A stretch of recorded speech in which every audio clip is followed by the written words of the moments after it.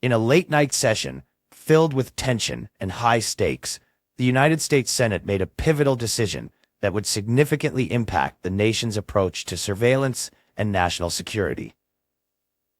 At the 11th hour, just moments after the surveillance authority had technically expired, the Senate passed a bill renewing Section 702 of the Foreign Intelligence Surveillance Act, FISA, a contentious statute that the government deems essential in its arsenal against terrorism, cyber threats, and foreign espionage. This critical surveillance tool, which permits the warrantless collection of foreign communications, has been at the heart of a long-standing debate over privacy and security. The renewal, which extends Section 702 for an additional 2 years, was championed by President Joe Biden and received a 60-34 vote in the Senate.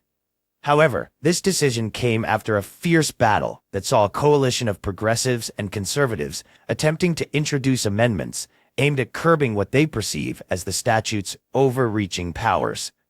These amendments sought to ensure better protections for Americans' civil liberties and privacy.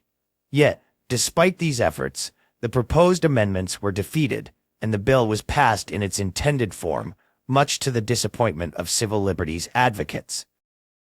At the forefront of the opposition were figures like Senator Ron Wyden, a longtime advocate for privacy protections, and whistleblower Edward Snowden, who criticized the move as an erosion of constitutional safeguards against warrantless searches of Americans' communications. The discord within the Senate reflected broader societal concerns about the balance between national security and individual privacy rights, with critics arguing that such surveillance powers could be prone to abuse and misuse. Beneath the surface of this legislative process lay a complex web of alliances and oppositions that transcended traditional political divides. Bipartisan coalitions emerged, with some lawmakers focusing on the necessity of these surveillance capabilities for national security, while others raised alarms about potential violations of constitutional rights.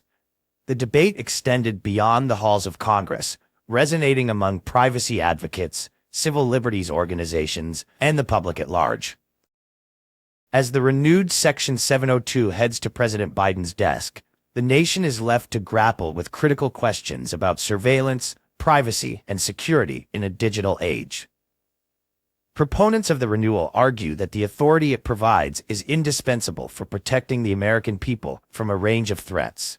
Yet, for many critics, the cost to civil liberties remains too high a price to pay. As the United States continues to navigate these choppy waters, the conversation around surveillance and privacy is far from over, reflecting deeper societal anxieties about trust, governance, and the nature of freedom in the 21st century.